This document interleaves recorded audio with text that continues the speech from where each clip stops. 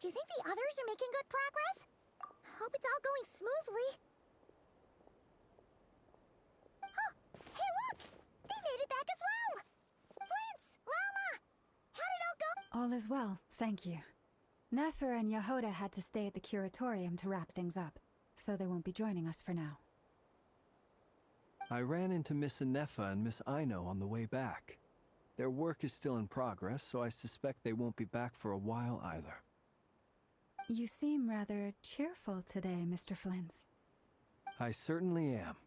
I achieved what I set out to do and came away with more than I bargained for.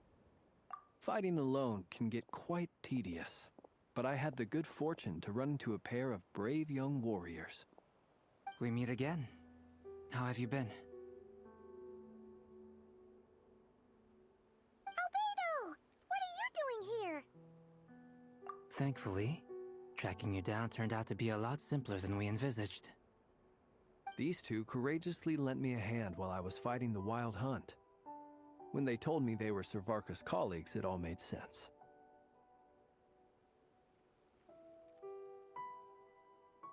And given how people of outstanding talent tend to cross paths, it's no wonder you're already acquainted. So, who's your travel buddy, Albedo? Why don't you come and introduce yourself?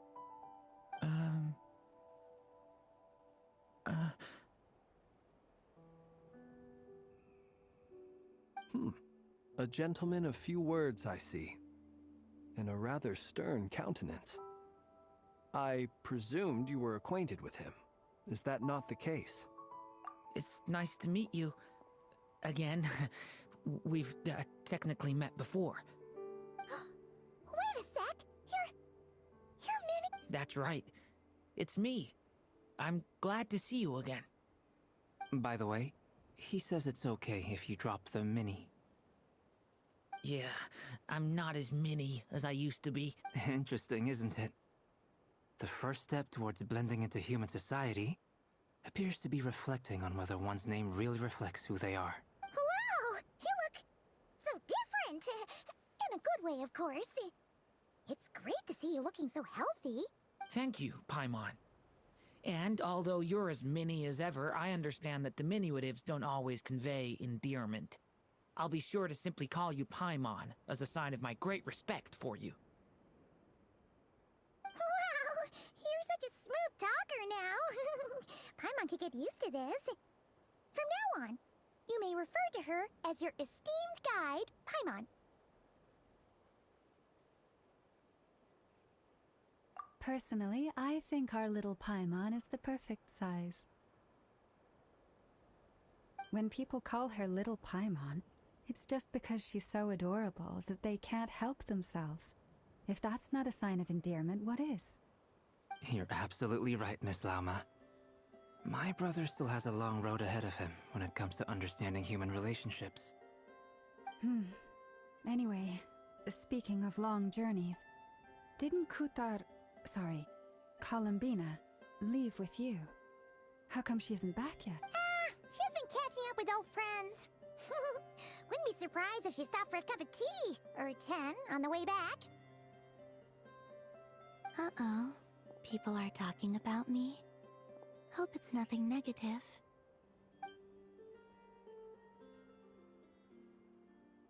Judging from your expressions, I'm guessing it all went well? It's getting crowded here.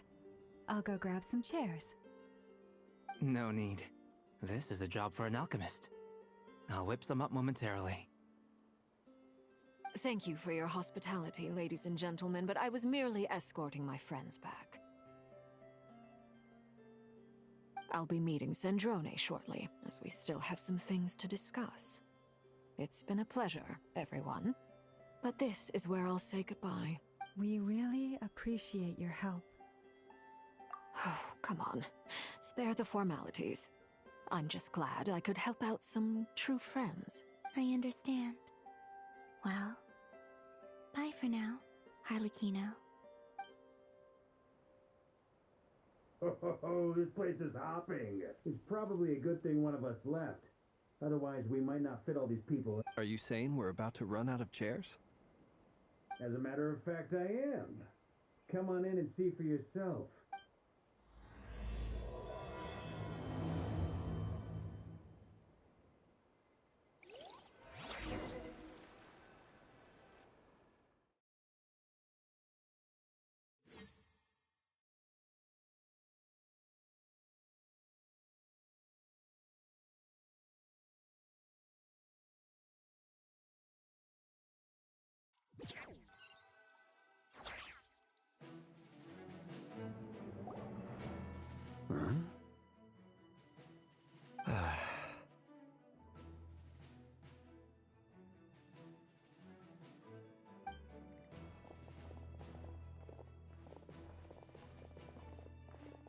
I overheard your little chit-chat outside, by the way.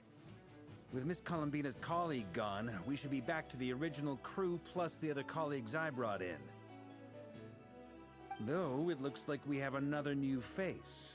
Someone else managed to rope in a colleague too? Frankly, you and Paimon are the only people I know here. This here is Deansliff, colleague of Tibet's greatest guide, Paimon, and greatest adventurer, the Traveler. Well, not exactly colleagues, more sort of friends. When someone else jumps in to do the announcing, you know you're speaking to someone important. Let's hear what he has to say. Note to self, once Paimon knows your name, the rest of the world will soon follow.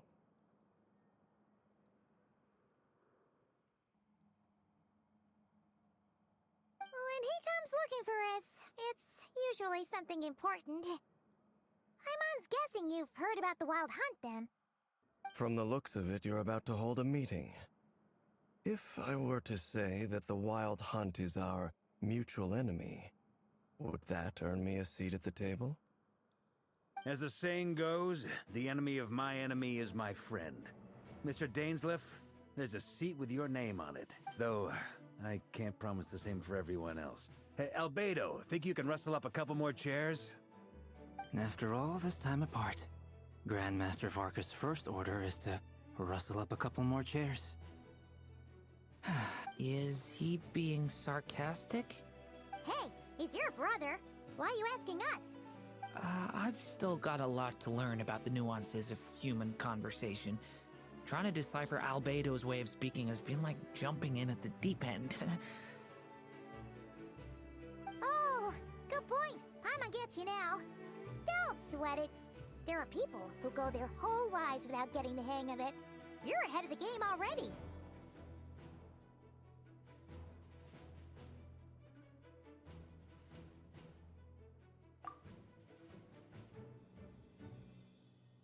I wonder what's taking Nefer so long. Perhaps you should go and check in with her. If anyone can hurry her along, it's you. I just got back from the curatorium. Besides, aren't you curious to see what's taking her so long? Miss Nefer doesn't strike me as the type to share secrets. And since gathering intel is her specialty, I'm guessing she'd prefer to keep her methods confidential. Under such circumstances, would it not be tactless for me to impose? Oh, but it's fine for me to impose. What can I say? You have an unrivaled ability to garner people's affection, Miss Moonchanter. Besides, you have far more in common with her than I do. All right then. Impressive. She barely fought back at all. I admire your powers of persuasion. As I'm sure Miss Lauma will realize soon enough, the trick in life is to always pitch in with other people's responsibilities so that you can be selective with your own. Another trick is to simply hide in the background. Spoken like a true sage. Anyway, looks like we've got some time to kill before the meeting. Let's take a little breather, folks. And feel free to chat amongst yourselves. We'll get down to business once the other two arrive.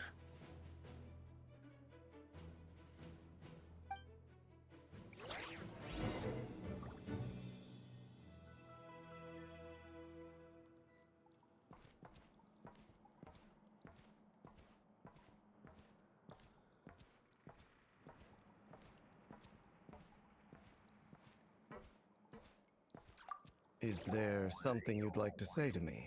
Yeah!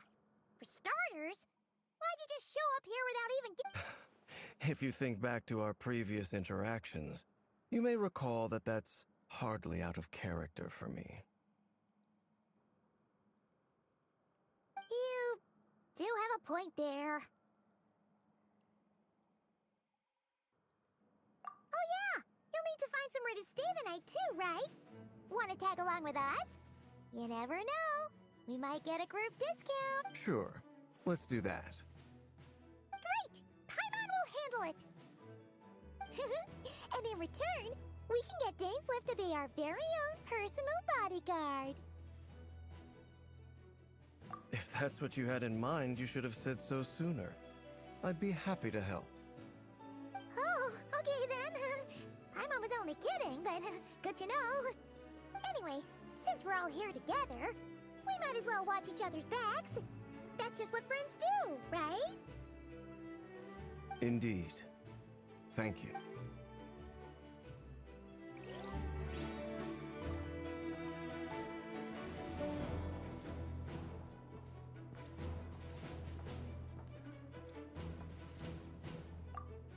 Truth be told, I can't remember the last time I was in a meeting with so many people.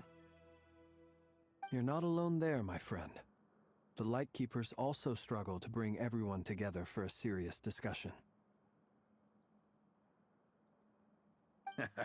I don't doubt that. I've only ever met two Ratniki, one being you, and the other being that young guy, Eatlua. Eatlua is a good apple. I'll give him that. He's kind, honest, and regularly delivers supplies to my lighthouse. A true Ratnik to the core. In that sense, he puts me to shame. So you're what? A fake Ratnik? That's what it sounds like you're saying. But I get the feeling that's not quite what you... Come on, why the awkward... Sorry. I'm not even gonna bother trying to hide it. You've known all along, haven't you, my friend? Now that was an awkward silence. Let's just keep this between ourselves.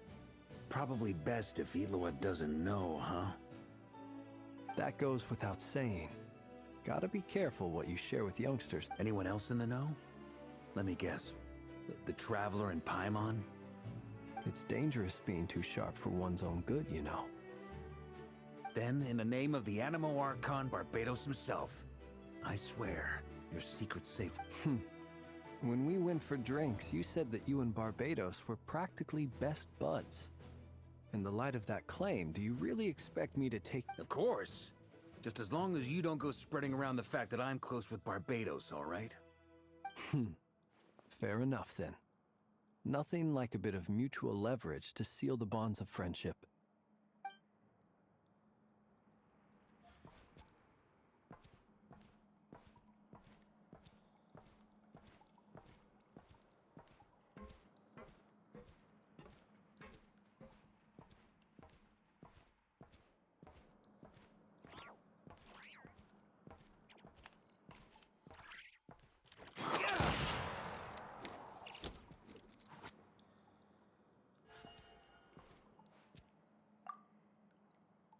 You're both awfully quiet.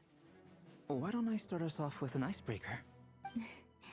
Much obliged. Have either of you ever had your portrait painted? If not, I'd be glad to help. That sounds like a lovely idea. You know how to paint then? I dabble occasionally. He's an excellent painter. Tables, chairs, people, dragons, you name it. I'm flattered. If I ever get the chance, I'd like to give it a try. I'll bear that in mind. Anyway, how about you, Durin? What sort of portrait would you prefer? Oh, I'd be fine with anything. Whatever style feels best to you.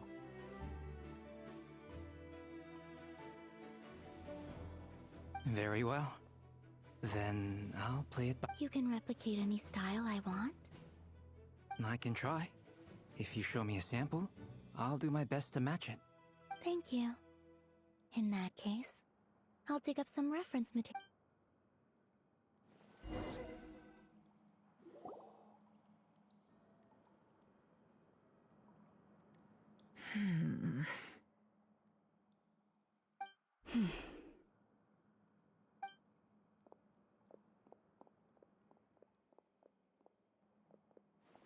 Ah, Miss Nefer. You made it after all. But what about Yehoda? I'm here to give you an update on how things are going on our end. Once this is over, I'll be heading straight back to continue my work. I left Yehoda back at the Curatorium to watch over things while I'm gone. Huh. So much for just this once. Shh! Not so loud! We're on a roll here. What if she remembers and suddenly decides to back out? Did you say something, Mr. Varka? Huh?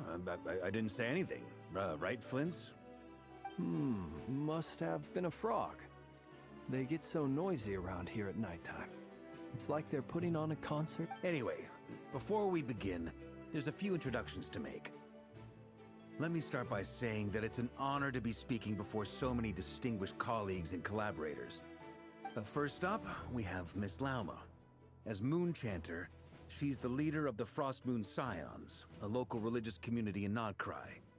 Then there's Miss Nefer, boss of the Curatorium of Secrets, and Intel. Nefer is leading the investigation into Rerer's background, assisted by Yehoda and Lauma. From the little I've heard, they're making some great progress. Over here, we have Mr. Flintz, a Ratnik and guardian of the abandoned lighthouse. In our last operation, he courageously distracted the Wild Hunt to buy time for the rest of us. For those of you who've never met, this is Mr. Albedo, a renowned alchemist and captain of the Knights of Favonius investigation team. By his side is a new face for us all, myself included, Mr. Durin, who has come to lend his aid. Next up, we have the Moon Maiden and former Fatui Harbinger, Miss Columbina. Then we have the Traveler, who's earned more titles than I could possibly hope to list out, so I'll spare you the rundown. And Paimon, the ultimate travel companion and quite possibly... Wow! That's a lot of people! Great turn! Miss Nefer, it looks like you might have another job coming your way, so, congratulations on the booming business, I guess. You think I haven't got enough on my hands as it is? Who's looking for me now? That would be me, Miss Nefer. I have a commission for you. And you are? Who I am doesn't matter right now. What does matter is that I'd like you to gather more intelligence about the Recher of Solnari. Well, it's not as if we never take on anonymous commissions, but in your case, I'll have to decline. I'm gonna take a wild guess and say your job's probably more hassle than it's worth. Something about... It's my eyes, isn't it? Conrian, I assume. And what's with the mask? Are you trying to hide your identity? In any case, the fact that you're even still alive raises an awful lot of questions for me. My name is Dainsleif. And yes, I am from Conria. As I'm sure you're aware, the Recher of Solnari's real name is Rerir. He was once an Really? Then you must have been quite an influential figure yourself. You flatter me, but none of that matters anymore. My point was simply to clarify why I have asked Miss Nefer to investigate Rerir's background. So you're both from Conria, and it sounds like you used to be friends. What am I missing here? Surely you already know how he became— I'll tell you everything I know. The history of Conria, the names and identities of the 5 sinners. I remember it all like it was yesterday. I have never spoken openly of this before. But the truth was exactly as people say. The 5 sinners were each driven by their own desires, and it was by playing upon these that the Abyss tempted them to their fall, tearing Conria apart in the process. The visionary, Vedifenir, who wished to foretell the future. The wise, Haroptatir, who sought limit. Gold, Rhindaughter, who desired to create life. The foul, Surtologi, who pursued supreme strength. And last, but not least, Raker of Solnari. Of the 5, Rerir is the only one who remains a mystery to me. He never harbored grand ambitions. So what changed in the space of a single night? How did he come to fall? In other words, you're saying that his change came as a shock to you, and you have no idea what actually happened? That's right. You mentioned how the Abyss tempted them, which led to their fall. But what did that look like in practice? And what other context can you give me about the events of that time? The more detail you can give me, the better. Strangely, now that it comes to it, I hardly— The fateful night took place during the era of the Eclipse Dynasty. One day, my elder brother, the visionary, Vedifenir, was summoned to the palace by the Vinster King, only for the king to gouge out his eyes. And when I came to hear of this, my fury knew no bounds. I gathered together every ally I thought I had, and together, we set a night to storm the palace and free Centuries on, the memories of that night still haunt me, like a never-ending nightmare. We broke through the palace gates, just like we had planned, each striking towards our separate targets. But then, I was betrayed. Even Vedifenir, the very person I had come to rescue, So, it's personal after all. Then tell me, Mr. Dainsleif, what price are you willing to pay? You, of all people, must know that nothing comes for free. I cannot say what price would be worthy of such a commission. But know this: Rerir was not always a madman. Believe it or not, there was a time when he was just an ordinary man, working for the Conrian intelligence. Uncovering the truth of Rerir's past is the only way to unravel this mystery. But before you decide if you will accept my commission, I will tell you more about him. Enough, I hope, to help you plan your next move. Sounds pretty good to me. Feels like we just flagged down a random passerby, only to discover he's actually a master strategist who has a score to settle with our enemy.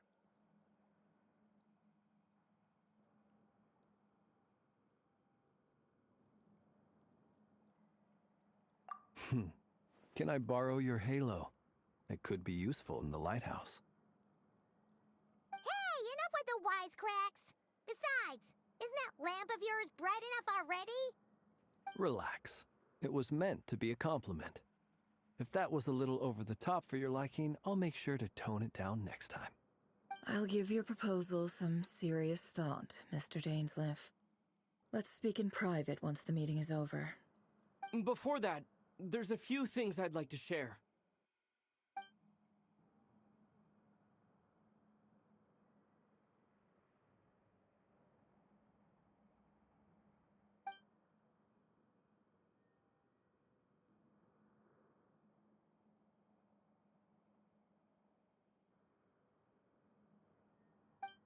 Now that we've united the hearts of the three moons, your power should be greatly enhanced.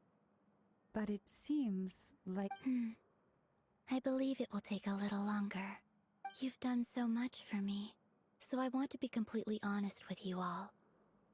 Even though I'm doing a lot better now, the truth is, my recovery will likely be an ongoing process. From the moment I was born, my power has been slowly ebbing away. And that is because Tevat has never accepted me. Even with the moons united as one, it seems, so far, I have yet to find a solution. It may turn out to be a problem that will plague me until the day I finally leave this place behind. Even so, I will do everything in my power to help you drive out the Ray here of Solnari. As Arlecchino put it, this is not about chasing the spoils of victory. It's just a gesture of heartfelt gratitude. Kutar.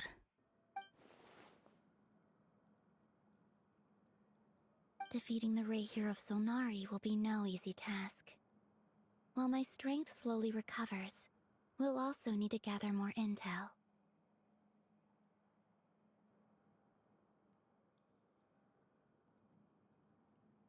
Naturally. We should take all the help we can get if we hope to defeat him. We've considered several viable plans now, but our choice hinges on the answers to a few key questions. Is it even possible to kill Rerir? What experiences shaped the person or monster he became? And what's he really after? Given Albedo's expertise in alchemy, I think we should leave him to try and answer the first of these questions. Understood. As for the other two, I'm afraid we'll have to count on you again, Miss Nefer. Believe me when I say it's not my wish to burden you. But right now, relying on your skills is our only option. So you're placing all your hopes on me, huh? We can't thank you enough for agreeing to help us. Honestly, I can hardly believe... You sure have a talent for changing your tune, Miss Moonchanter. Timid like Yehoda one moment, then flinches insincere flattery the next. Ladies, please. I must object to your portrayal of me. That's all. Feel free to keep bickering. Just pretend I'm not here. I almost don't want to leave this room. I'm curious to see how this plays out.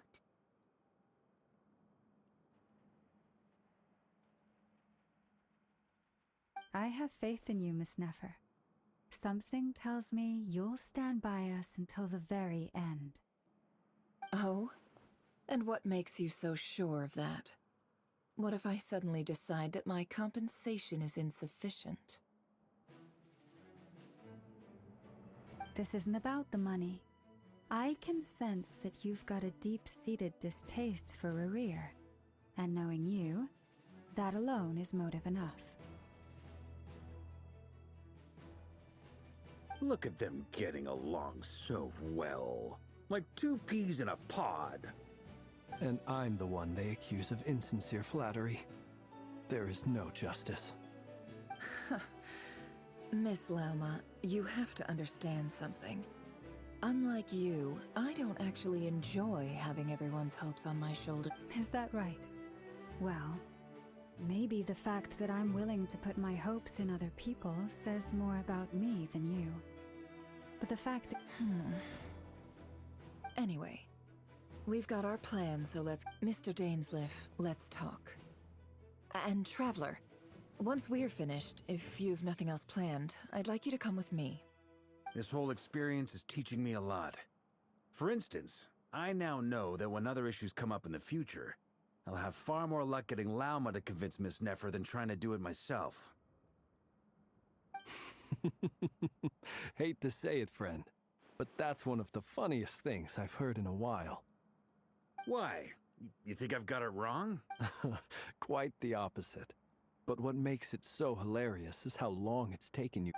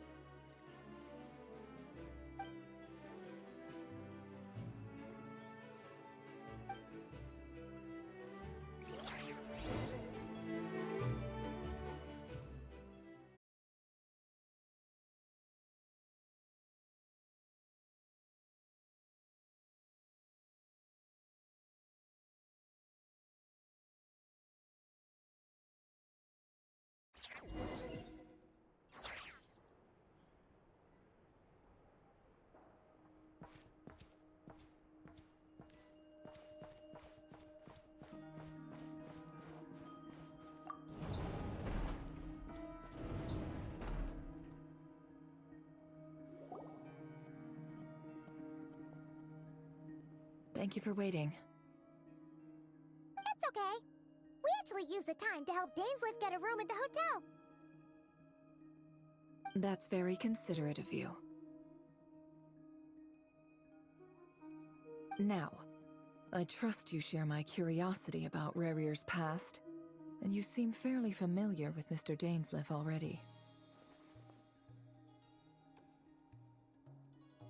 We spoke at some length after the meeting. He was the one who suggested I should invite you to join this operation. He feels confident that these secrets will be safe with you. Dane has a lot of faith in us, that's for sure.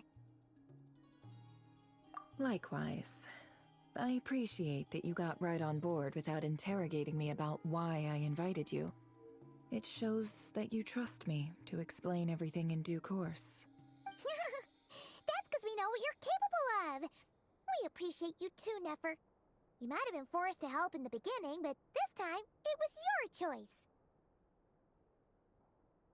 That's one way to put it. Another is this, that once a decision's been made, it's set in stone. After that, my only goal is to see it through. Alright, so here's how it is. I'm going to access Rarier's thoughts again using my confidential method. Now, I'm sure you've seen things like this before on your travels, so you're surely well aware of how dangerous it can be. The reason I've gathered you all here is to ensure my safety during the proceedings.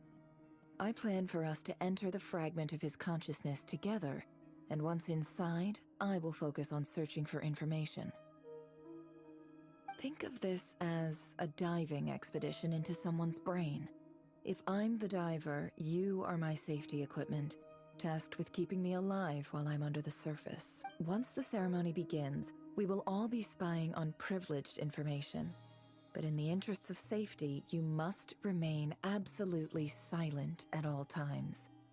We will discuss our observations after the ceremony has concluded. Lastly, any individuals of a weaker constitution are advised not to partake in the ceremony. In any case, Paimon has her own job to do, which requires staying in the room, but...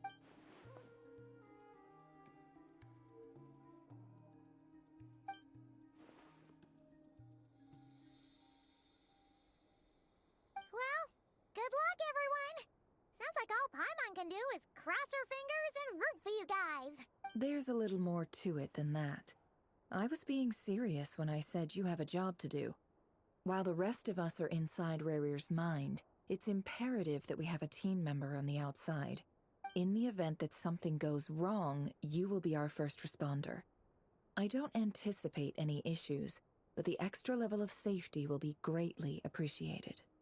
I second that. This is a dangerous operation here, and you're our whole rescue team. That's pretty much the most important job in the crew. So, Paimon's like the lifeguard? Good. Please, take a seat. We'll get started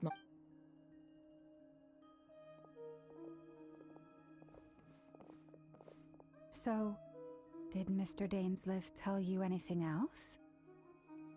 He told me that he believes Rarier kept some big secrets in his life. He's not sure that they were the cause of his eventual downfall, but he's asked me to uncover what those secrets were all the same. But surely you're not planning to go through with this, no matter the cost.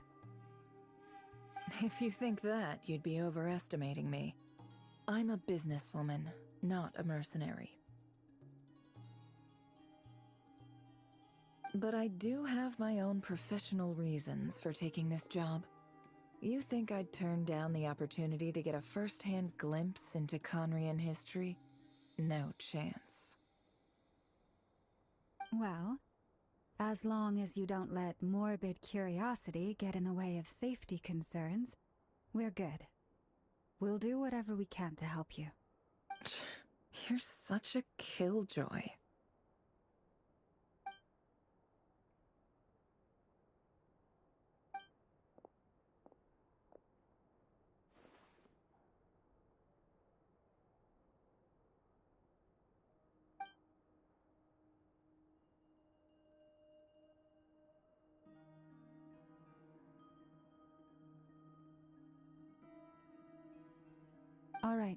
I'm good to go. All set over here, too. Promise, Paimon, you'll be extra careful. All right. Let your whole body close your eyes.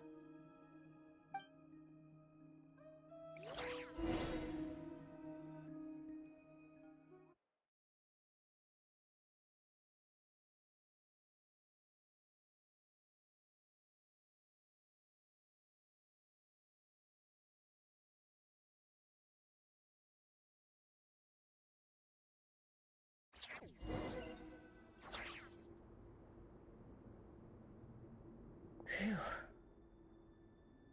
Could this be his office?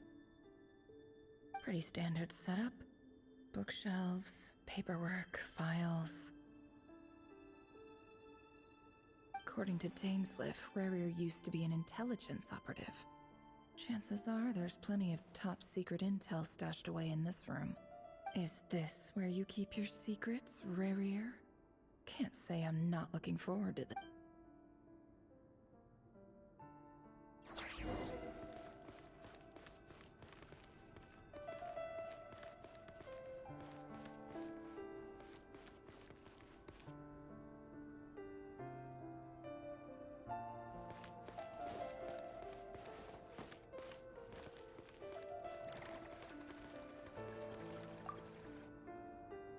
A box containing a ring inlaid with a precious...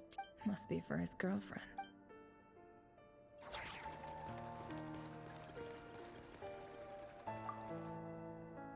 A box containing... Must be for...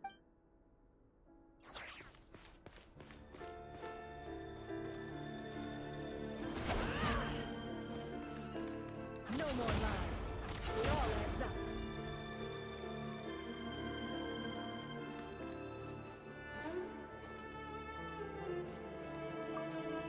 He looks even gloomier than last time.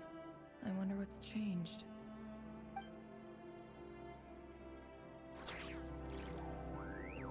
He looks even gloomier.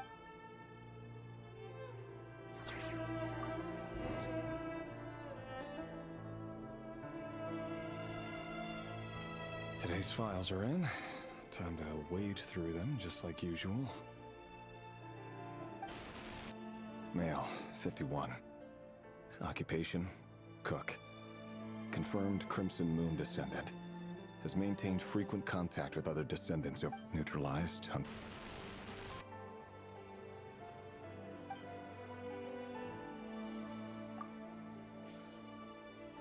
This one should be archived under purged targets.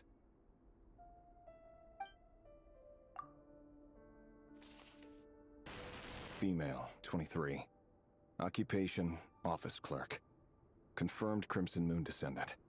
Has maintained frequent contact with other descendants over the past year. Neutralized.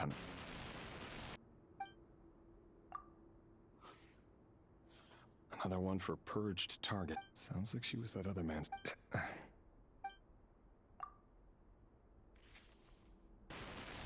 Neutralized. Just another... Come to think of it. Neutralized. Filed. I have no recollection.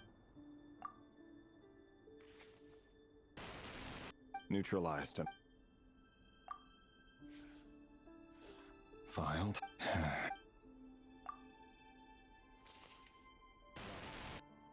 Neutralized.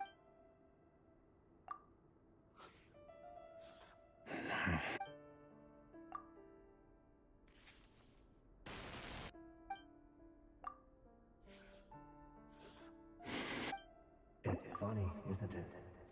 Your job is becoming both harder and easier at the same time, depending on how you look at it. Sooner or later, the Crimson Moon descendants will be completely wiped out. But as their numbers dwindle, they become harder and harder to track down. That's not how it is. Fortunately, however, most of the able-bodied adults have already been taken care of. The remaining weaklings will be increasingly easy to deal with. No!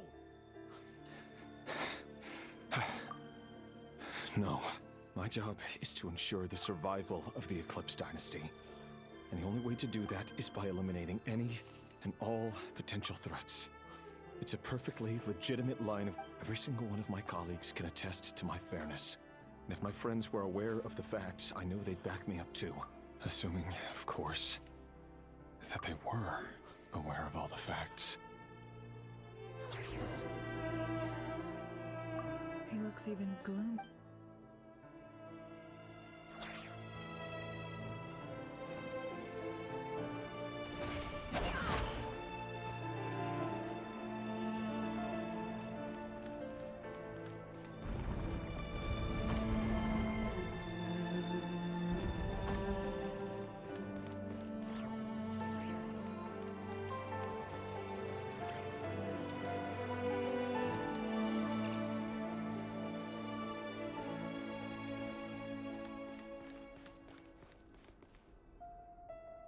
Mr. Vedifalnir? It's been quite some time since we last met. Rerir, I trust you're here because you have something important to discuss. Forgive me. I wasn't tuning out, it's just, I noticed you didn't even phrase that as a question. As if you knew I was coming. Tell me, does someone in your position ever feel the need to ask questions at all? It is indeed within my power to foresee certain things. Things like your arrival. I was just thinking. It won't be long before I'll be inviting both you and Dane to my wedding. That isn't a lie, but nor is it a fact as such. It's a...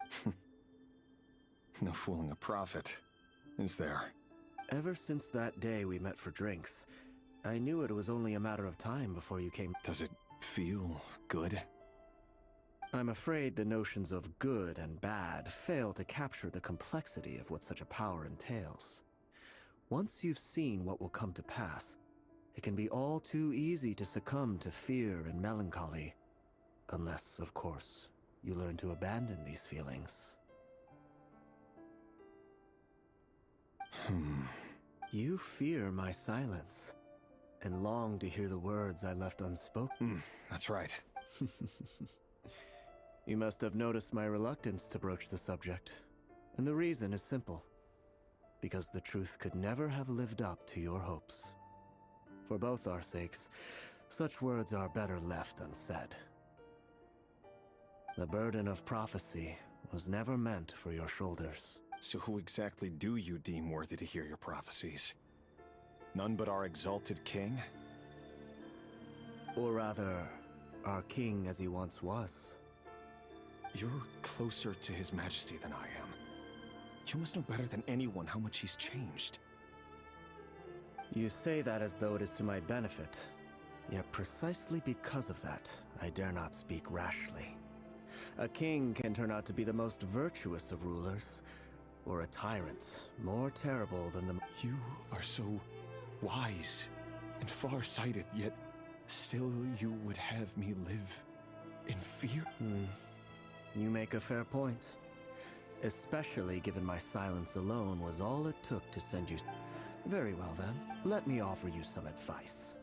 And I say this not as a prophet or a visionary, but simply as the brother. For many reasons, there is very little chance of your marriage ending in happiness. If happiness is what you seek, you should find another fiancé.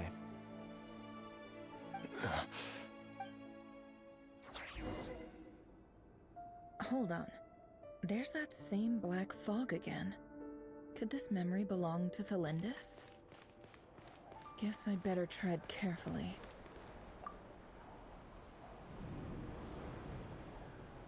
Wait. Hear me out.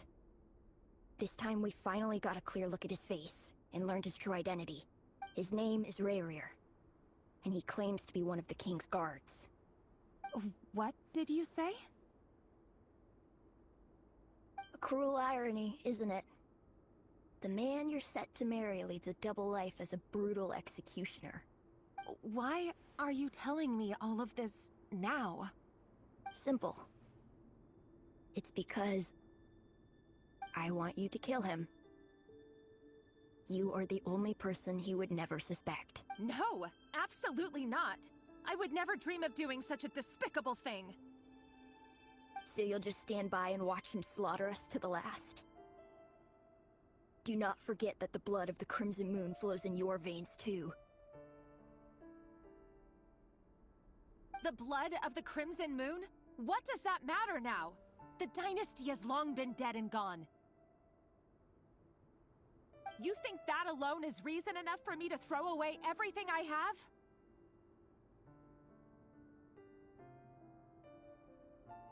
Why wouldn't it be?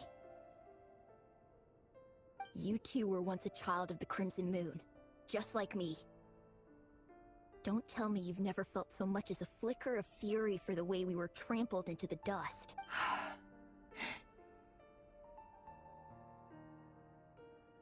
As long as you promise to abandon this pipe dream of restoring your dynasty, I can try to persuade him. Or have him persuade the Vinster King. Persuade the Vinster King? Do you even know why he's so obsessed with hunting us down? Why he keeps trying to force us to hand over our secrets? Over and over again? Or why we refuse to give up on the Vinster King? A blind fool. His eyes clouded by powers from beyond this world. A petty little man with a miser's heart. And he dares to sit upon the throne? Mark my words. Sooner or later, Conria will fall. And it will be his doing. If you can't bring yourself to do it, so be it. Just you watch. It won't be long before calamity. The Rehir of Solna. That really is quite a secret you've been keeping from me, Revere. But who am I to talk? Am I really any better? I've kept my own past a secret this whole time too. Love should be built on honesty. But ours was born from lies. And yet, is it really so wrong to hide things that would only make life harder?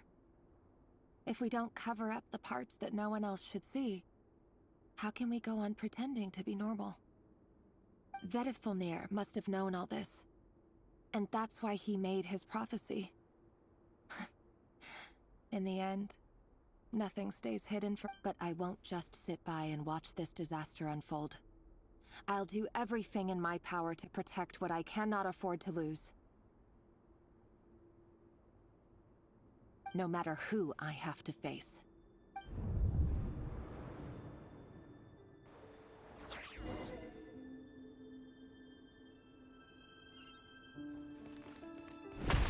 Huh? Was that Revere who just walked past the window? Doesn't it give you the chills that he still takes the same road to work every day? As if nothing ever happened. Those people at the deli. Enough already. They're clearly pretty taken by their own disguises, so just smile and play along. Pull the rug from under beasts like that, and you'll risk having your throat torn out. Deli? Oh. They're talking about those people from the opposition. Right. I'd almost forgotten they used to run a deli. People of no consequence always vanish so easily. But surely you can see he's not the man he pretends to be. So many have died already, and they say that the king's madness grows with each passing day. We're not going to survive this, are we? But why does it have to be this way? Do we really deserve to die just because of the blood that runs through our veins? Felindis, are you even listening? Sorry, Freether. My mind was off wandering. I heard you, though. You're talking about what Revere said. He's just following the king's orders. He's a secret agent, and it's his job to hunt down rebels and dissidents.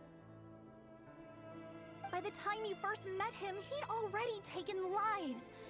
Maybe he was using you from the very beginning. No.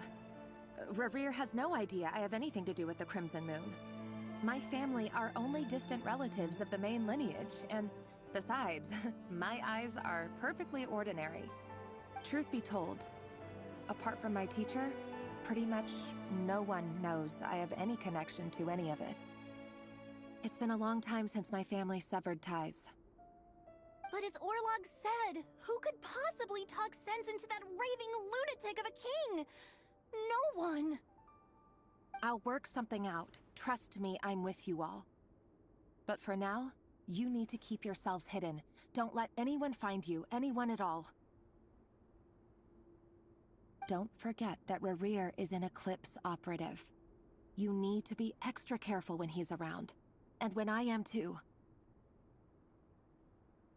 For now, don't come looking for me. And if anything happens to me, just act like we've never met. If even you can't escape this, what hope do the rest of us have? But after all this time together, surely he wouldn't lay a hand on you. I won't speak in his defense, nor can I give you a clear answer to that question. But I'll do everything I can to put an end to this. Here, hold on to this. If an opportunity to escape presents itself, take it. You'll be glad you took some spare change. You call that change? But what about... I've got a job, and there's still money coming in. But you can't go anywhere right now. Please think about yourself for once.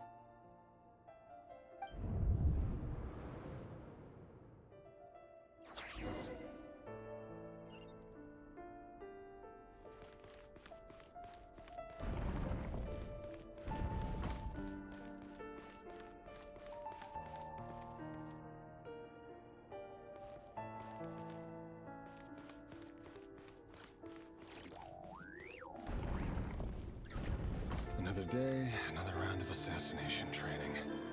Training ground is just beyond this hidden passageway. When you kill a person, doesn't it bother you when you end up covered in their blood? Why would it? Aren't we all just walking blood bags? But not everyone is accustomed to hunting down others like prey. You've been a hunter for so long now, you seem to have forgotten that most people don't just go around killing one another. Make sure you have a firm grip on the handle. Then choose your angle well. Keep your movements light and brisk. Pray won't sense a thing. I'll bet no one's ever tried to come up. Work clean.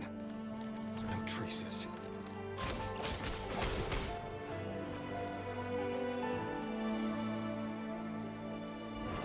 That doesn't make it open and above.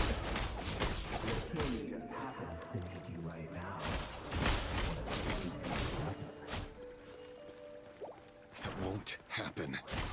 Ever since you feel the spell of that hour, in the beginning, he only had to do but now... Once I've dealt with it, I've always been guilty. And I've carried out my work flawlessly.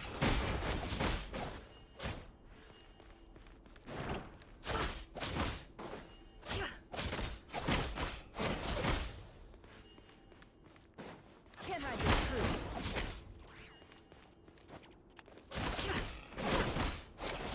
It all adds up. You know why Felinda's didn't accept your proposal, don't you? Was it because she didn't trust you? Or something else?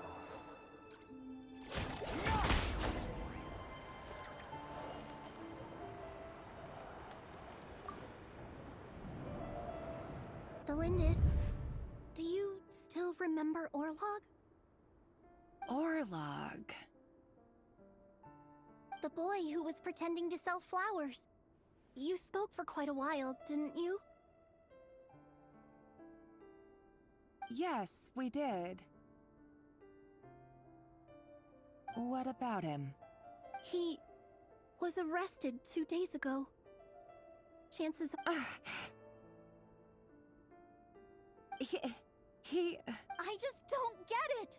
After everything he's done, why do you still stand by him? Or does it mean nothing to you that people keep dying? No, that's not... Just hear me. I need to go now, Thelindis. They're looking for us. If you ever need a place to hide, come find us.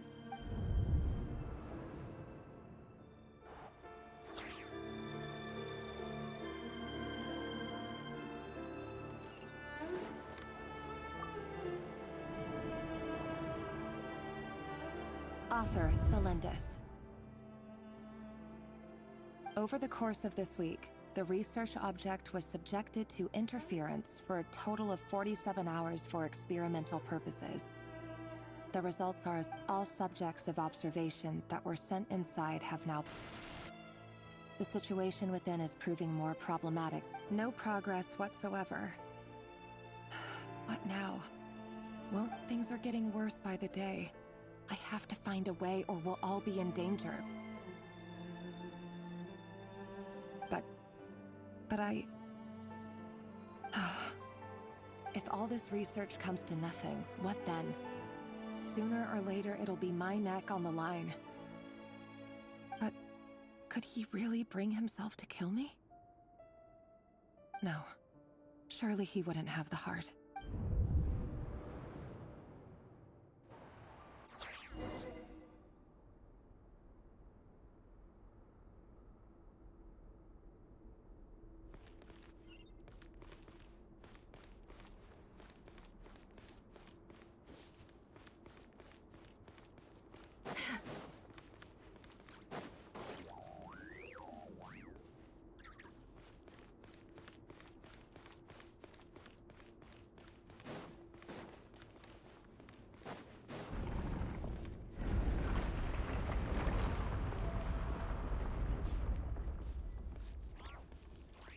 Why won't you just let us go?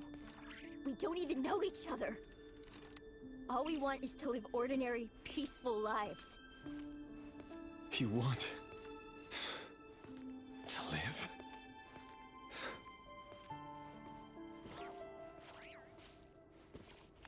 Yes. I just want to go on living. Is that really such an unforgivable crime?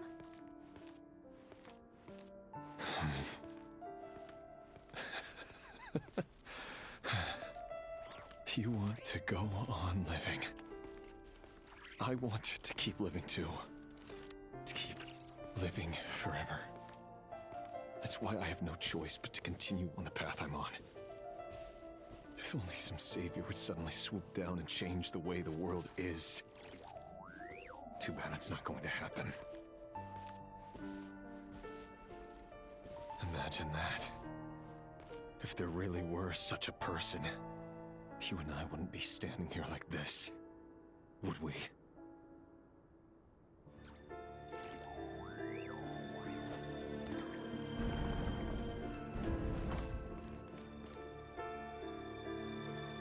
Today's files are in.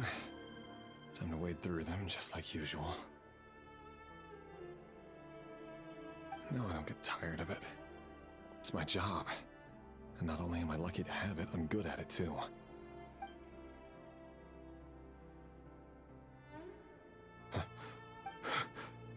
Thelindis? No. No. Why? But you bear no mark of the Crimson Moon. How could you possibly have anything to do with them? A diluted bloodline. Carefully concealed. I see it now. You've been living... What a fool I've been. Numbing myself with talk of justice. Even imagining my friends would back me up. But in the end... Irminsul. Finster King! How far are you going to take this? From the... Today it's the descendants of the Crimson Moon. Who will it be tomorrow? Will you not rest until everyone down here is... No. This cannot go on.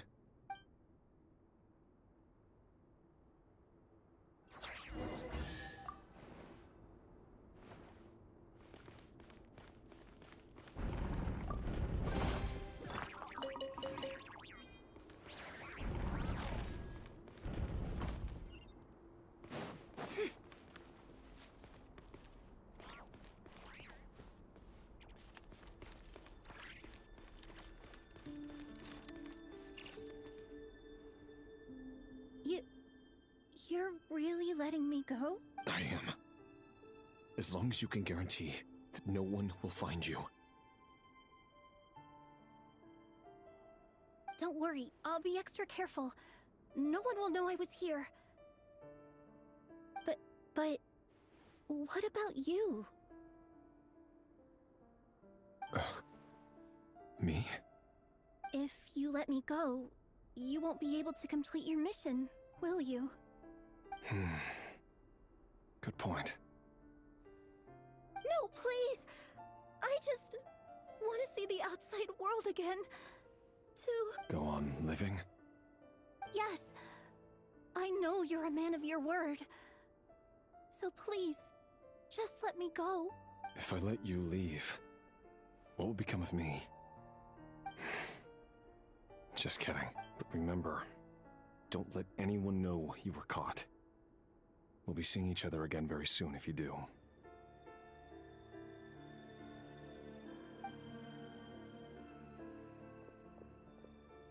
Even shadows in the dark must live by a code. But you can't save everyone. You've been whispering in my ear for days now, Vedifalnir. What are you trying to do? Break me down? I only say this because you long for an answer to your problems. Let her go, Rerir, or you risk losing everything. I will not abandon Thelindis. Then you'll need a little more vigilance and a lot more power.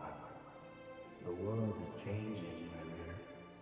Keep your eyes peeled for your moment of opportunity. That voice used to be so unclear.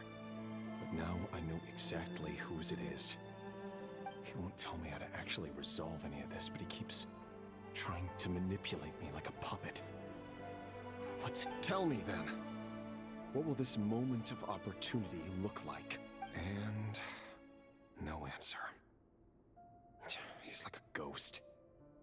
Always disturbing me when I'm on edge, but never answering when I need him most. So, the Eclipse Dynasty was purging, well, massacring the descendants of the Crimson Moon. And it seems like it was all connected to the Vinster King's The King's obsession with abyssal power left the future of Conria hanging in the balance. No wonder every aspect of Rerir's life was so unstable. And it looks like this Thelindis, Rerir's would-be fiancée, herself belonged to a sub-branch of the Crimson Moon Dynasty's descendants. It almost defies belief that a couple like them could hide the truth from each other for so long. If the Vinster King hadn't intervened in such a drastic way, they might have gone on deceiving each other for the rest of their lives. And why does Vedifalnir, Daneslif's older brother, keep talking in Rerir's head? This guy kept more secrets than I. The human mind is like a vast desert of shifting sands. When you follow the flow of someone's memories, you only ever see the parts they're willing to let surface. Time for something a bit more creative. We've been inside Rerir's mind this whole time, building up a picture of his psyche.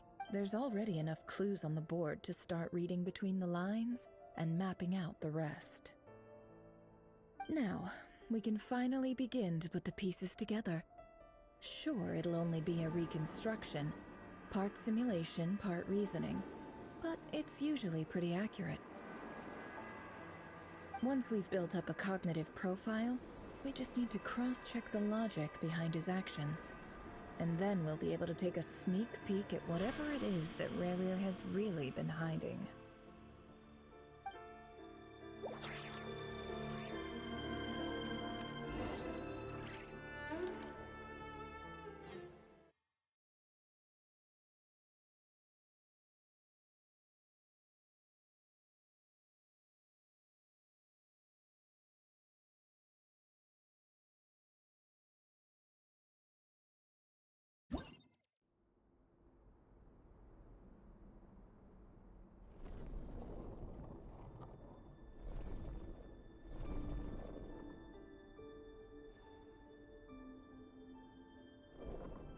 Ruru, are you there?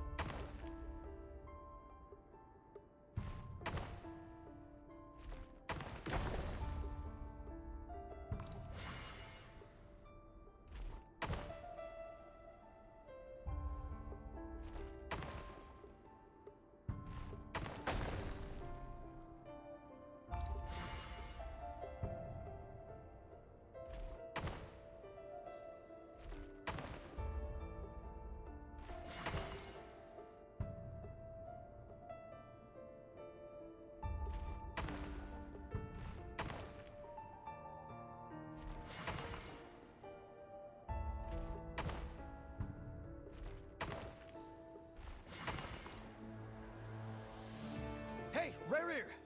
Come out, it's urgent! Dane? What's wrong? Quick, come with me.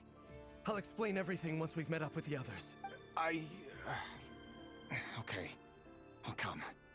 But the Lindis is still over at the Universitas. All right then, but make it quick. I've never seen Dane so worked up before. Whatever this is,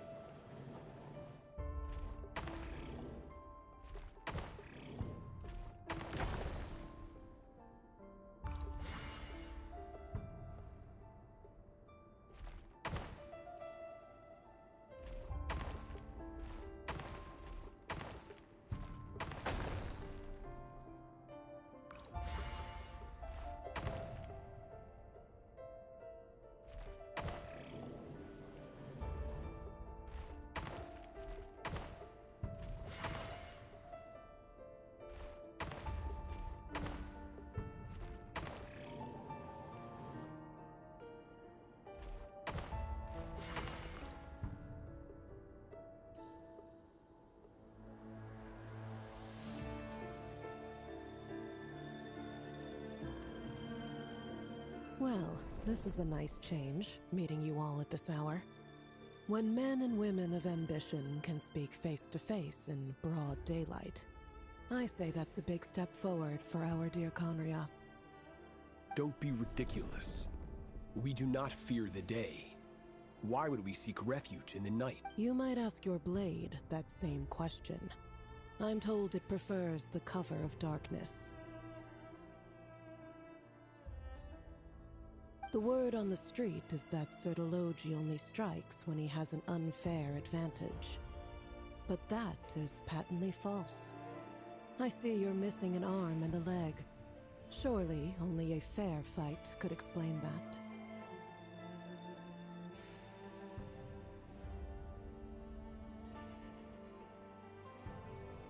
If this is your way of offering me replacement limbs, believe me, I'll take them.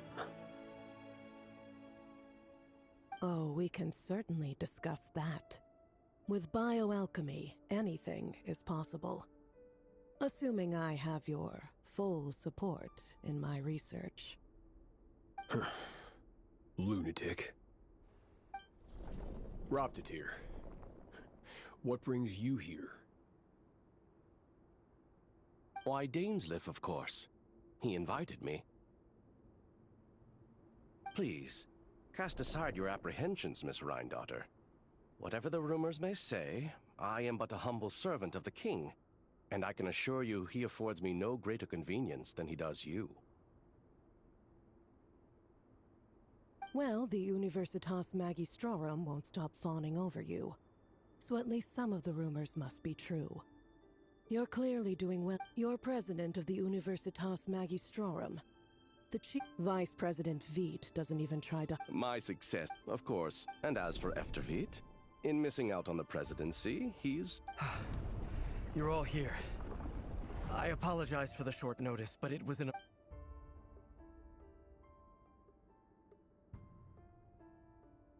You must be Rarir.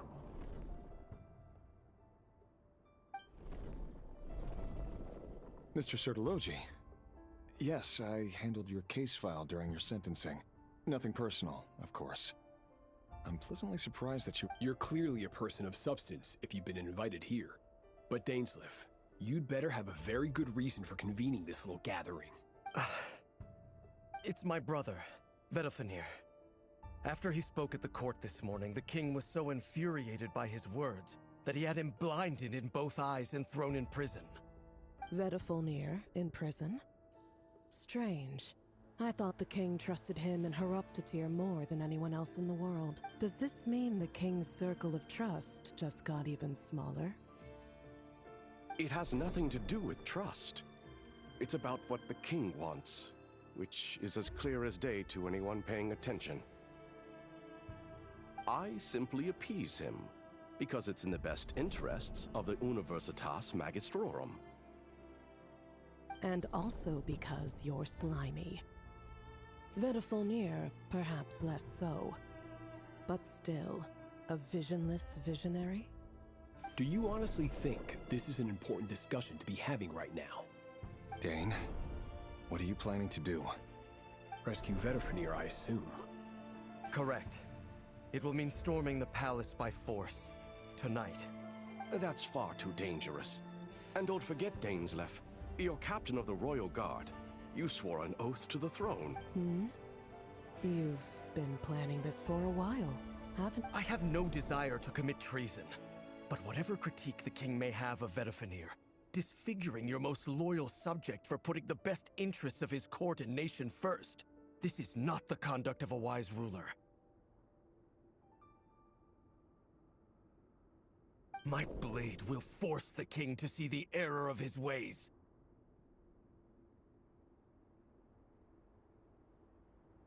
So, Vedalfenir's prophecy enraged the king.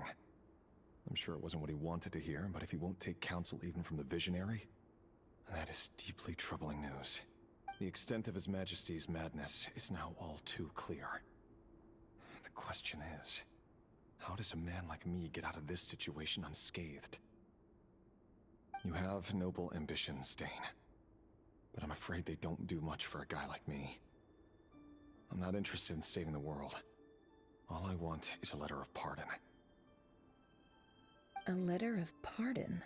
For whom? Thelindis? The chances of the Venster King issuing a pardon for anyone connected to the Crimson Moon seem vanishingly slim.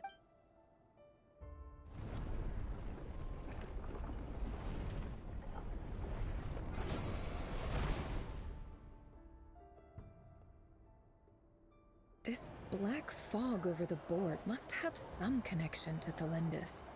But why is it taking this form? Does it have something to do with Rarir's past? Another mystery I'll need to unravel.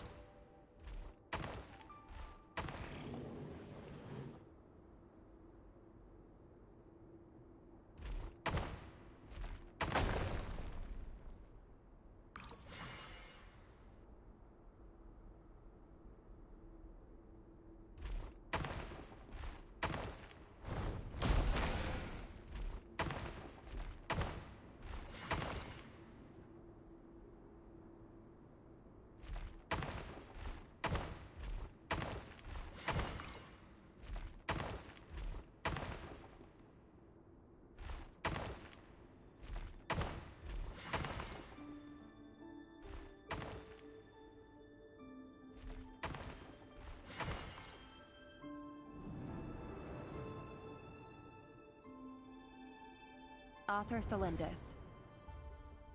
Over the course of this week, the research object was subjected to interference for a total of 60 hours for experimental purposes. The results are research dating back to the Crimson Moon Dynasty has established 2 points regarding moon marrow. Firstly, its origins have something to do with a god's power. Secondly, it serves as a portal to an as-yet indeterminate location. Moon marrow can thus be defined as a spatial gateway.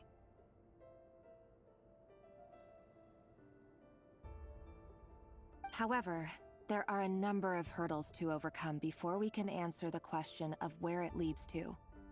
To start with, opening the gateway requires a specific power source, which the relevant literature indicates. An enormous amount of power is then required to keep the gate open.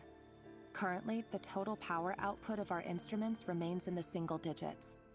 To make matters worse, this is not, I apologize, if we really...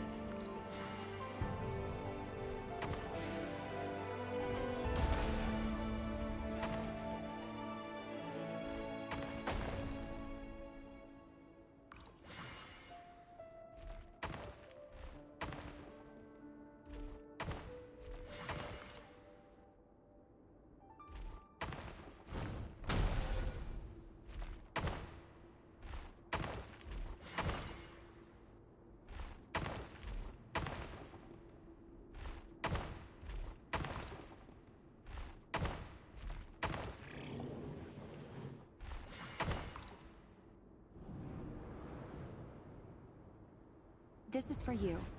I heard you're gonna leave the city with your parents. Thelindis, did you hear about... I've heard nothing. Rerir got back very late last Friday, and he was acting a little unusual, but he slept pretty well, so I'm guessing whatever he did was... You never saw him, and I don't know what he did. And this conversation never happened. You understand? What if he finds out that you pried into his secrets? Don't be silly. I don't know what secrets he does or doesn't have. All I know is he's just a normal guy who happens to run some errands for the... Are you scared of him? I don't know. The Rerir I know doesn't match the person you all describe.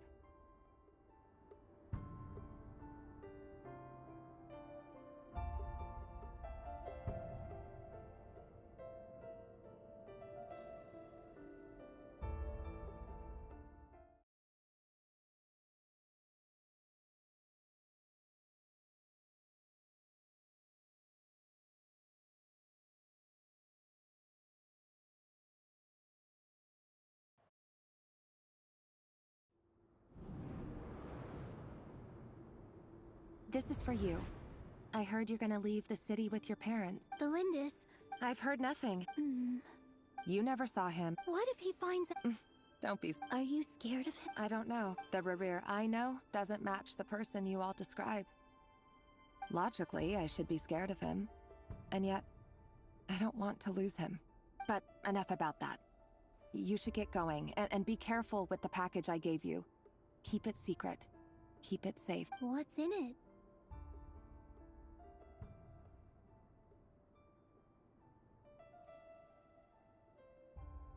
A piece of the moon. All you need to know is that as long as you keep it safe, then in the future, everyone will be able to see a red... A red moon? You mean... our moon? That's right. Our moon. Promise me you'll look after it.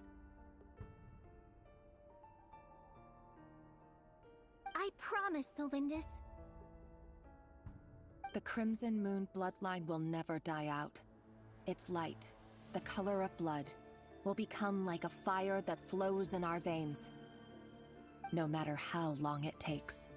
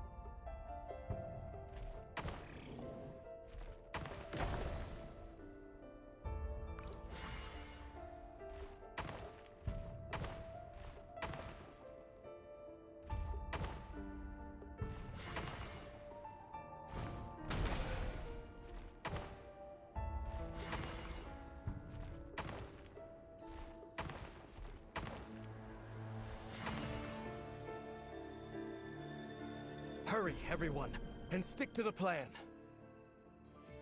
Sir Dainsleif, what are you? Is this treason? You know what happens to those who betray the throne. Please, don't do this! It is the king himself who has betrayed the throne. He has betrayed all of Conria. If you have any love left for justice in your heart, you should join me. It's showtime. Dane and his group will handle the troops in the palace. Then Hraptatir and Rhindaughter will disarm the security measures. My job is to enter the prison and rescue Vedifalnir. Stay safe. Wish me luck. Look after my brother. Draw your blade. It is time for justice to prevail.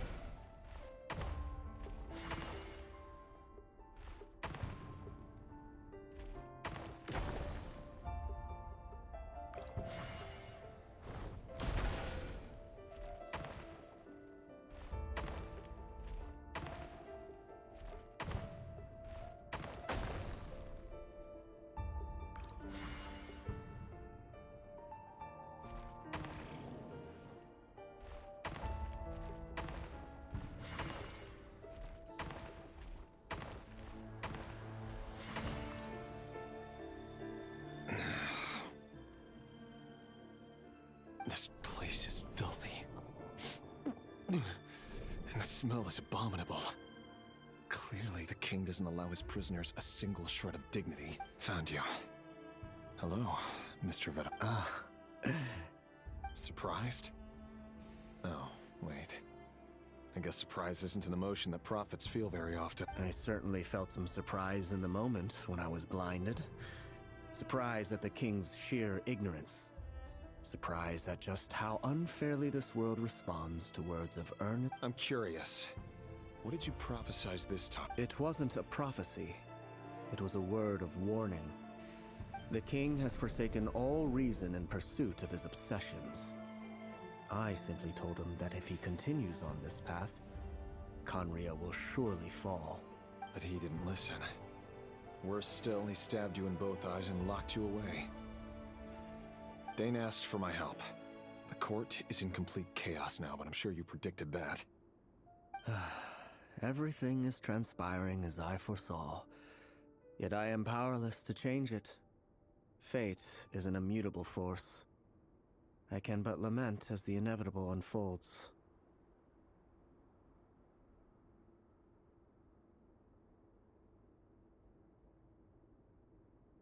I do wonder whether giving a man the power to see the future does nothing more for him than slowly crush his spirit. Forgive my curtness, Vedafulnir, but the king did not suddenly turn on you today. His suspicions have been brewing for a long time. You can't have wisdom beyond the reach of your fellow man without attracting his fear and suspicion. There are things the king does not want to see. So, he doesn't want you having visions of them either. He blinded you because he thought this would make the visions stop. He wasn't entirely wrong. I did indeed lose my power to see the future. Right up until... Until what? Just now. I believe I saw some... Well, tonight could go a lot of different ways. 5 of us banded together to storm the palace, also we could rescue you. This will go down as the most tumultuous day in Conrian history. I sense hatred in you. But also hope. A desperate hope that with the tyrant deposed, that will be the end of the story. But this is not the end. It is the beginning of a new chapter, in a whole... There are many men of honor and courage in this world, Rerir. But you are not one of them. You're not here for justice, are you? Is that a dagger? Interesting. Why not the polearm? It was always your weapon of choice. With your abilities, I don't doubt that you were able to recover some of your sight. But I also doubt that you want to make an enemy of me right now. Of course not. We're on the same side, aren't we? We could be. But I need you to be honest with me, Vedafulnir. At this point, you're my only hope for the... You mean your future? With your beloved, Felindis? Yes. And I know there are bigger things at stake here. A dynasty, a nation, maybe the entire world. But forgive me, I care first. I can't abandon the one I love to save myself. I just can't do it. But you see a broader picture of the future than I. You see the solutions to the biggest problems of our age. So tell me, what is my solution? What's the answer? In matters of fate, answers are either right or wrong. What will be, and what will not. Maybe you are willing to pay a certain price in the pursuit of happiness, but that is the cruelest thing about fate. It is That can't be. I know it's your voice that I keep hearing in my head, urging me to see how the world is changing, to seek more power, so I can protect the things I love. You show me disaster, but you won't show me how to avoid it? Why? Why are you doing all this? My voice. In your head.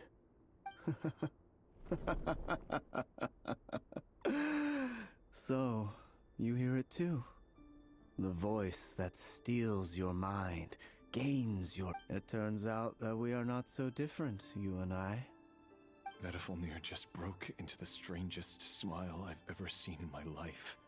As if he'd discovered some monumental secret. But then he suddenly switched to looking extreme. Very well then. My advice to you is as follows. You must persevere. Whatever trials and tribulations you may face, be steadfast. For as long as you live, your story with Thelindis shall not come to an end. That is the only chance you have of fighting back against fate. It is up to you whether you believe my words. Regardless, that is all I will say on the matter. I have no right to intervene. I will hold you. Thank you for setting me free. In return, I will tell you one more thing that you cannot afford to ignore. Just then, a strange wave of energy rippled through the city. We had no idea what it could mean. If I were you, I would head to the Universitas Magistrorum. The Universitas? Oh no!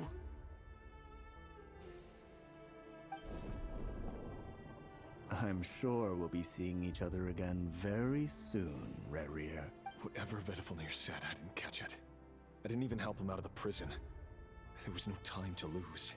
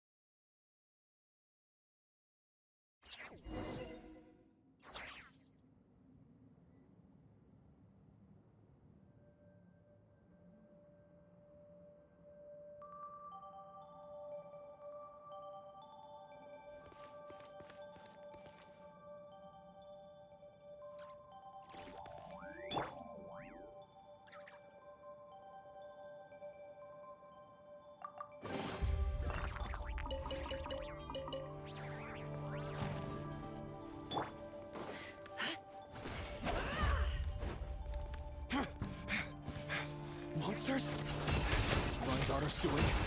The Universitas Magistrorum. Out of my way! No more lies.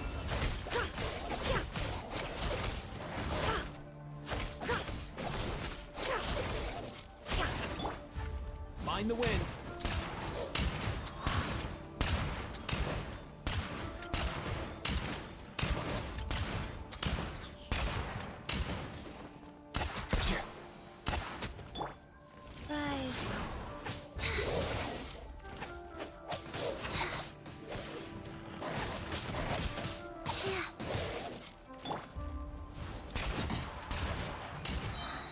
Come here, you little rascal! Here! The Universitas. That reminds me of a rumor I once heard. Allegedly, the king installed secret mechanisms in the palace and around the city. No one knows where they are or what kind of power they hold. But if they were ever going to activate, it would probably be on a... Help! Help! Hold on! Don't let them anywhere near you! Save me! I can't! Ah!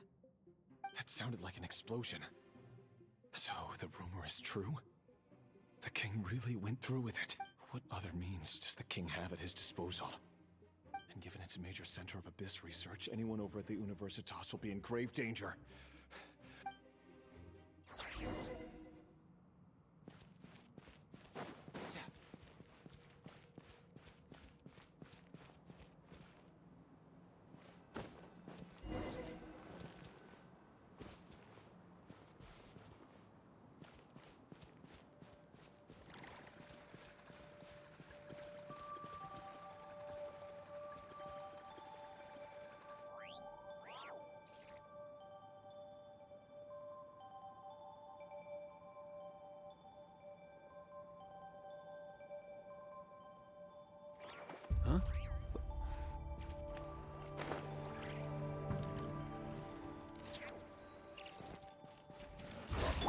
It all adds up.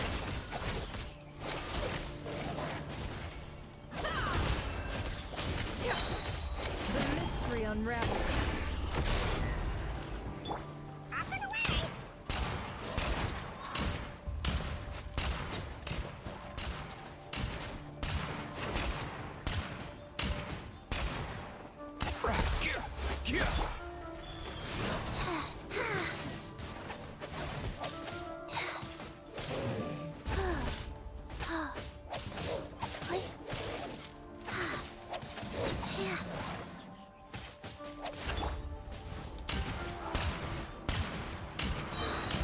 Mind your step!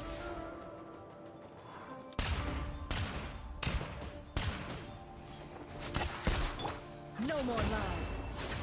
Can't hide the truth.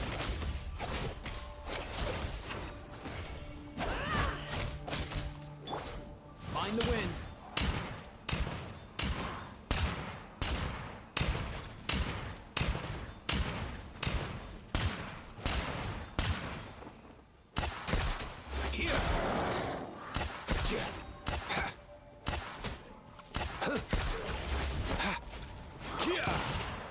Let's go. Nothing personal.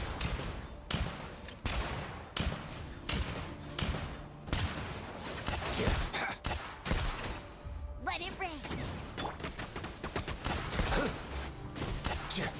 Mind the wind. Easy now, Kakuku.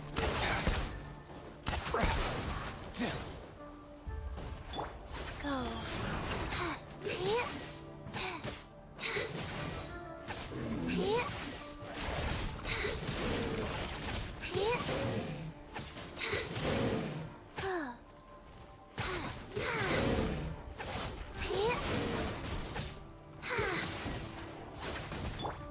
Let's go.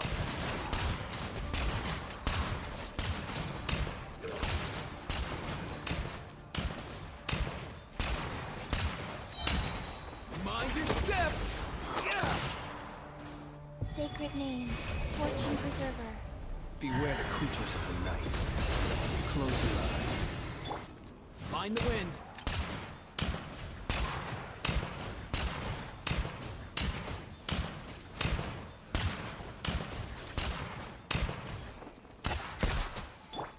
Life goes on.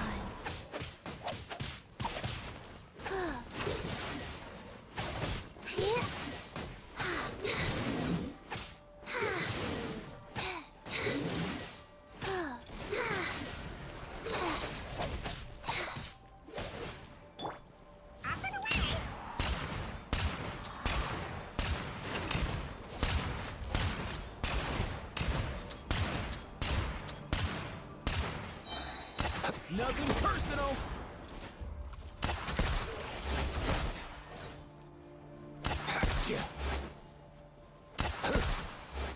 Let's go.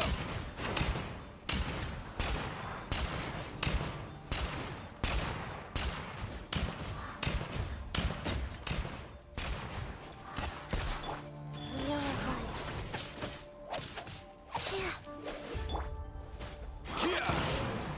Mind the wind. Come here, you little rascal.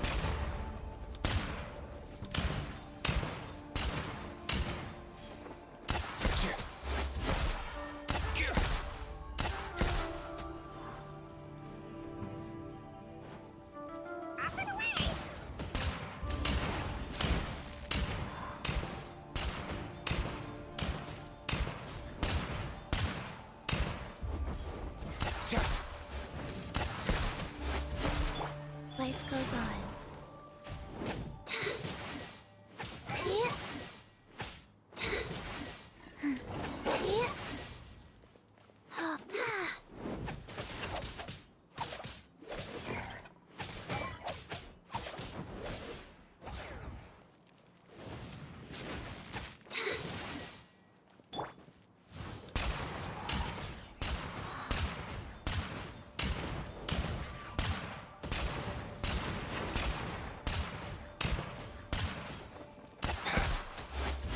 Seek within.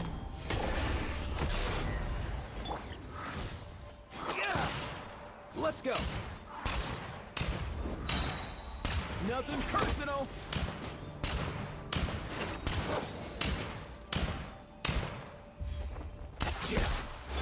It all adds up.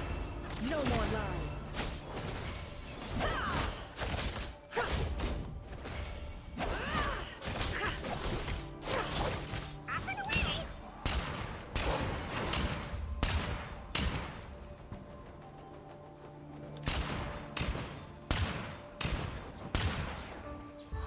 No escape!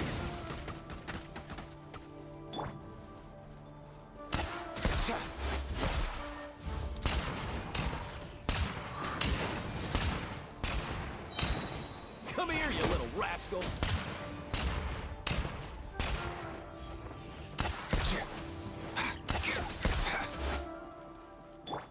Go.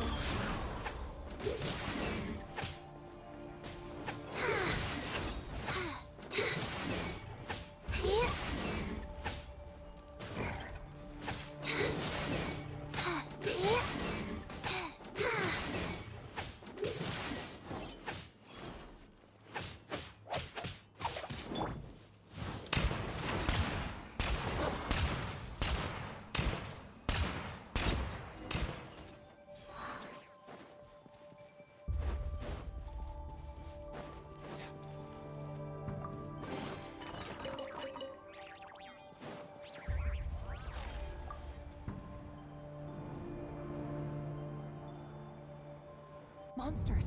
At the Universitas Magistrorum? Why now? Oh no! They're coming! It's no use. The table won't hold out much longer. The weapons. Where are the weapons? Of course.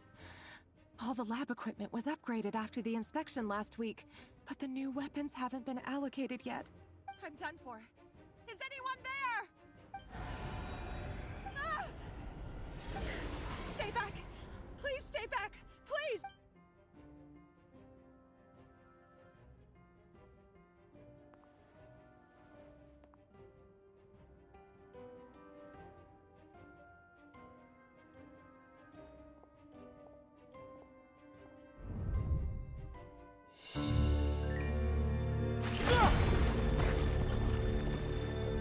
What's that? Reverie! So the rumors about your work are true. What? No! Listen, something happened at the palace tonight. We have to leave! You don't need to lie to me anymore. What do you mean? I know why you're worried, and I will respect the decision you've made. But it's okay, because I found a solution. I know how to end all this. You can have it back. The normal life you so desire. But until then, I'm afraid our wedding will have to wait. Cylindus? No, don't do it! Cylindus! Cylindus!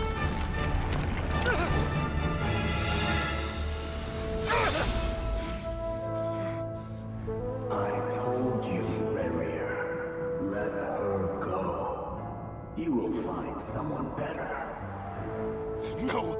No, I won't do it! I have to save her! By what means exactly? A lowly pawn. You lack the power and the strength of will. Do you know why? Tell me! Come to the palace. Join us.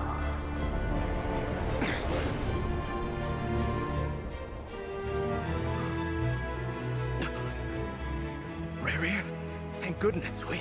Step forth and take your share. You made it.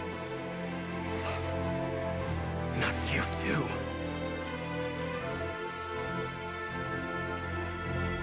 Hatred or grief, despair or desire. We all have our own.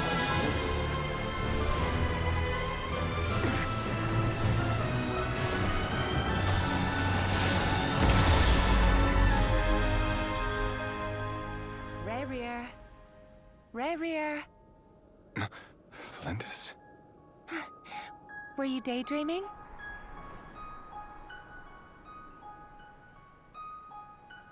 You still remember, Rayrear?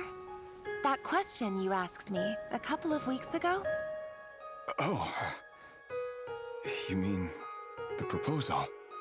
Yeah. I'm wondering, where do you think would be a good place to discuss it? Maybe in the garden? Or were you thinking a fancy restaurant? It's your choice.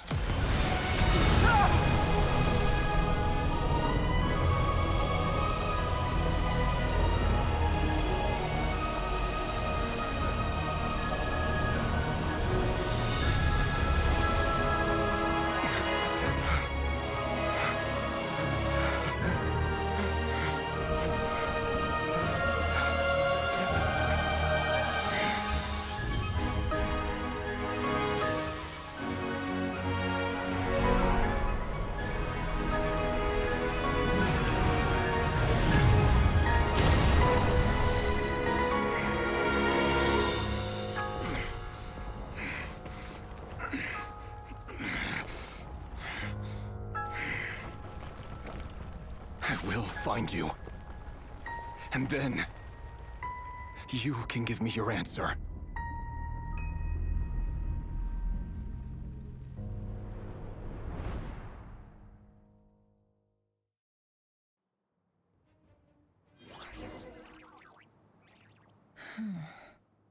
So that's how the Raker of Solnar...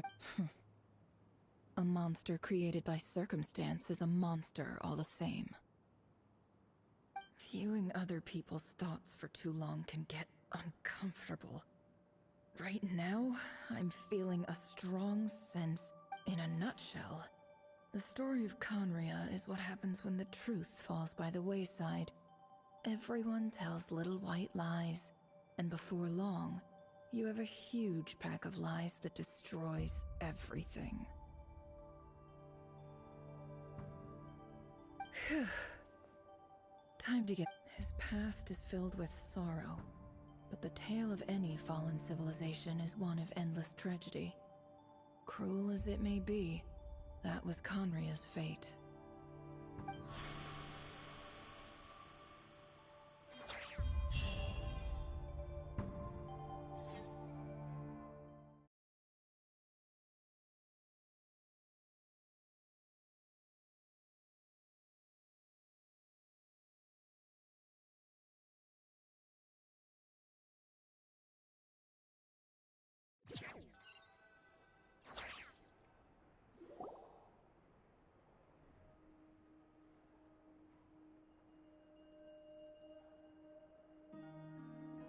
Everyone, I'm back.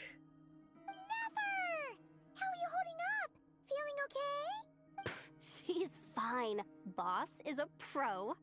Yes, I'm fine. You will have seen the events of Rarear's life through my thoughts. It's now clear that he is just a regular nobody, driven by personal tragedy, as he said himself. I mostly agree. There's only so much we can know about him from his memories alone, but they did give us a clear glimpse into his life in Conria. However, I would not consider Rayrear to be a nobody. He was deeply involved in the events of that era. Yet, when the catastrophe of a generation strikes, nobody is safe. Sounds to me like you're speaking in riddles again. Is this you urging me not to abandon the people of Nodcry in their hour of need?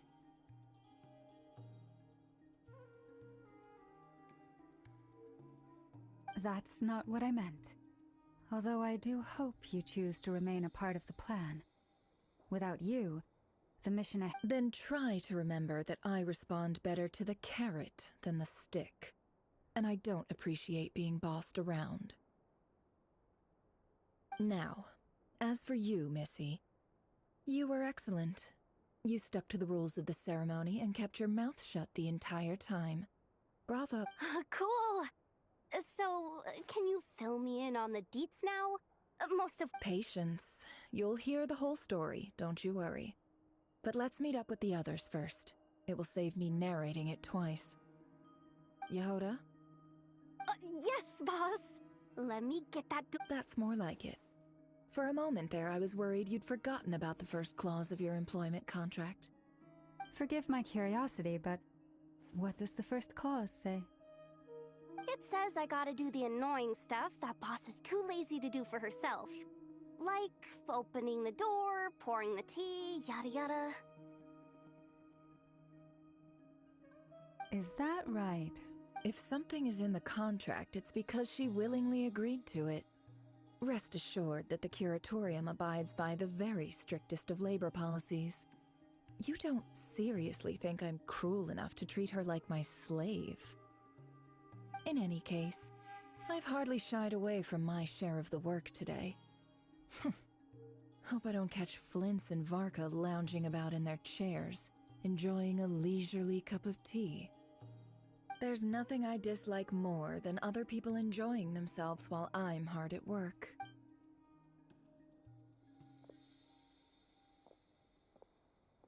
Oh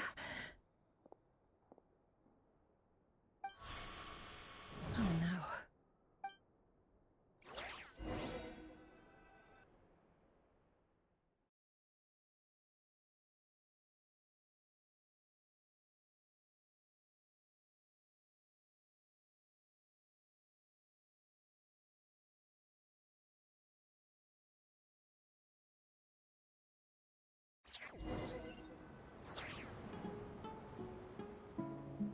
Sorry to disturb you, but we seem to have run into some trouble. Evidently so. Don't worry, I'm not about to leave you to fend for yourselves. I'm not that kind of boss. And it would go against the Curatorium's labor policy. I'm sorry. What did you hear me say? I wasn't talking about labor. Wait. How long have I been standing here? Not long. You just appeared by the door a moment.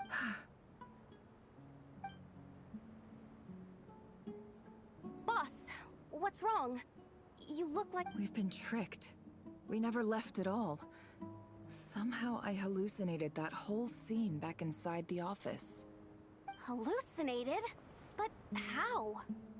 How indeed. This place should heed my will alone. All thoughts and actions that occur in here are just a result of pawns moving across the chessboard in a carefully calculated manner.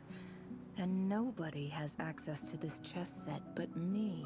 So you control everything in here? More or less. But yes, it's a special technique of— Has anything like this ever happened before? Only once. It was the first time I used the chess set. Is there any similarity between what happened then and what's happening now? I suppose my thoughts are a little turbulent, which was also the case my first time. Is there anything I can do to help? The first clause of your contract clearly states that I only need your help with things that I'm too lazy to do myself. Meaning, you're not feeling lazy right now? Meaning, this is not something Yehoda can help with. The chess set is a personal treasure that I alone understand. I must be the one to find our way out of here. Boss, it's fine. Really. Let me do something useful. Oh, listen to you. Whatever would I do without you, Yehoda? What? Really?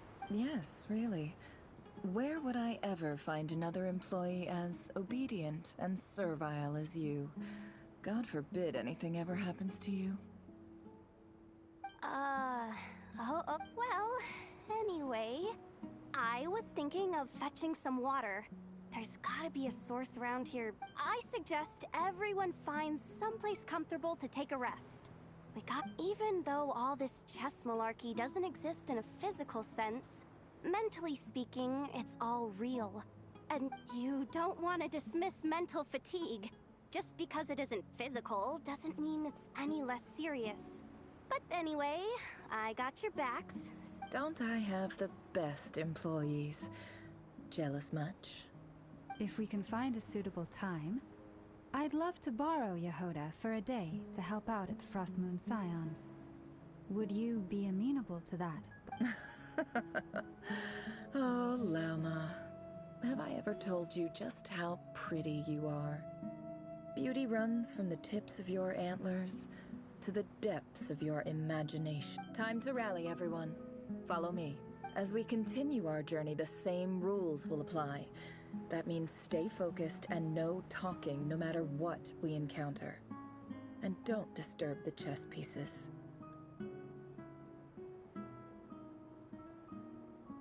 You have my word that I will get us all out of here.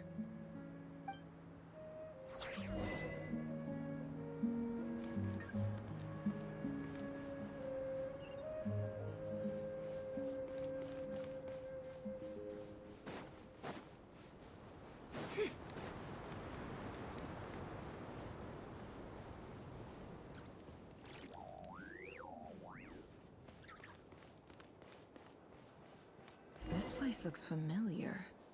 That's not a good sign. There's someone up ahead. Time for a little chat. I wasn't expecting visitors at this hour. Wait. Oh. It's him. There you are! Sinue's been looking for you all day. I think he has some news for you. Oh yeah? What were you doing just now, Uncle Retinue? Hiding away some more loose change? I know. What do you mean, loose change? Oh, come on, I'm too old for this. Just pretend you saw nothing.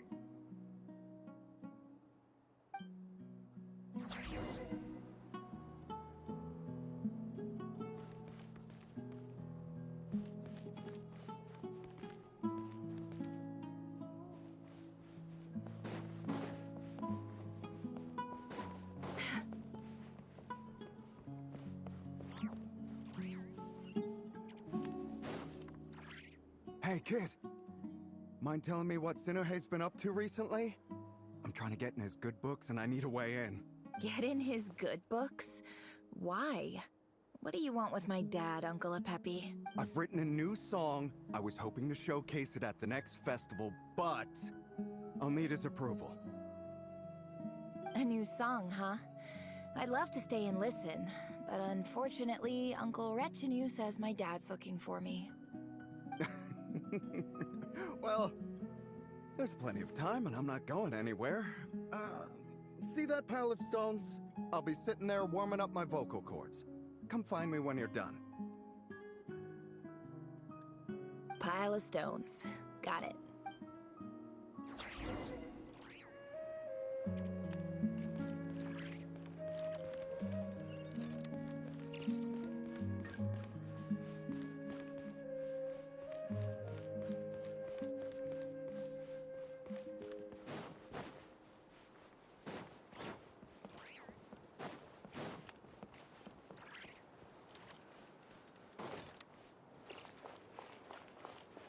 Hi, Dad.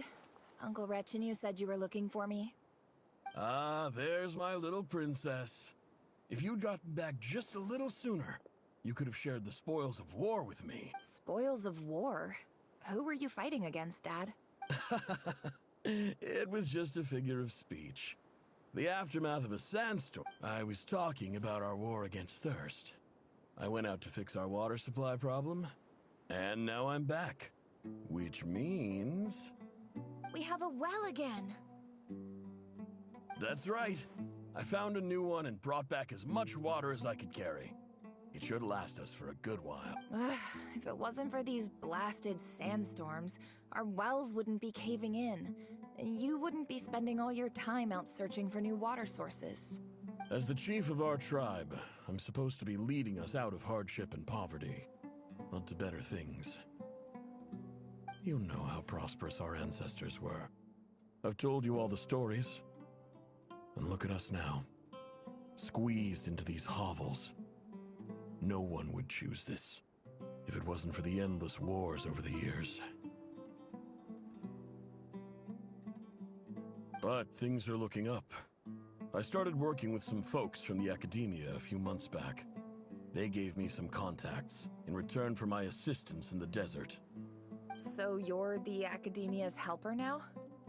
Special ambassador, they call it. Think of it as a partnership. It's nothing bad, okay?